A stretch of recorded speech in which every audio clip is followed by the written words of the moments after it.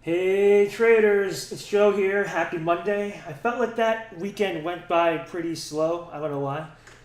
So we have hopefully a more interesting week coming up than what we had the past week. But right now, I gotta say, it looks like it's going to be just as muted as it was the prior week. So we had apathetic bulls all week last week, and you can kind of see that tension just kind of went back and forth. The price is kind of stabilized, and when you look at it on a micro level, bulls were buying, but they were pretty weak overall buying, but they weren't super eager, but they were buying, and they even did it on Friday. So let's take a look at what that looks like on a micro level. As usual, we're going to check out velocity. That's the red line right here. And they had a test of 0 right here, and the bears did not short that idea. So the bears had a chance to short at the highs and short the positive idea, the bullish idea of McClellan velocity going over 0, and they did not. Now, decay had a little more action. And remember, decay is the energy in the NYSE velocity, and you see it got tested right here. And let me turn this drone off. And you can see when at the test right here, the bulls did buy, and then we had another test of 0 right about here, and the bulls did buy that even though the energy was pretty low.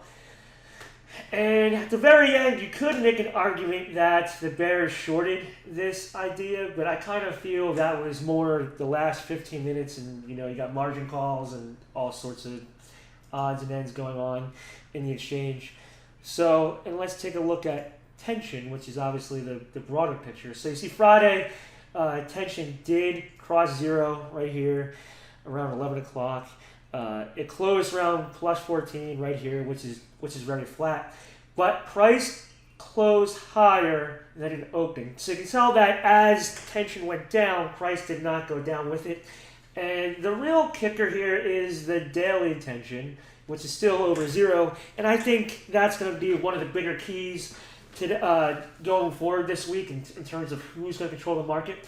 So what does this mean? Like, we have lazy bulls and bears that just aren't quite here yet. So we're going to open up with a very small gap up. It's going to have tension pointing towards 0.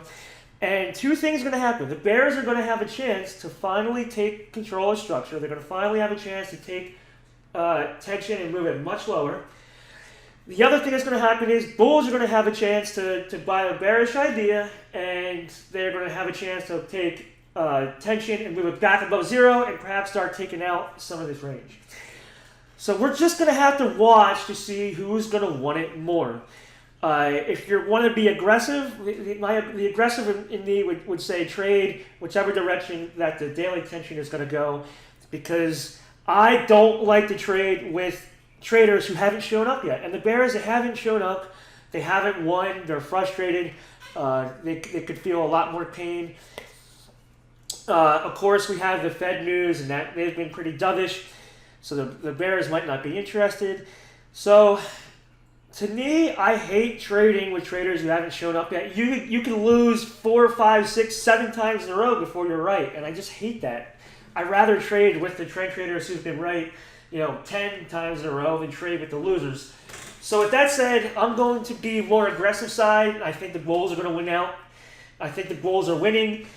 I think the bears aren't here, but I will look for the bears to have the opportunity to take tension, have it release a little bit, and then have it fall back away from 0 and take price with it. So with that said, I am cautiously bullish. I still think the bulls are winning. It's apparent on a micro level, and it's apparent on a much more macro level, but I would like them to get more eager and more aggressive. All right, everybody, take care. I will see you in the room.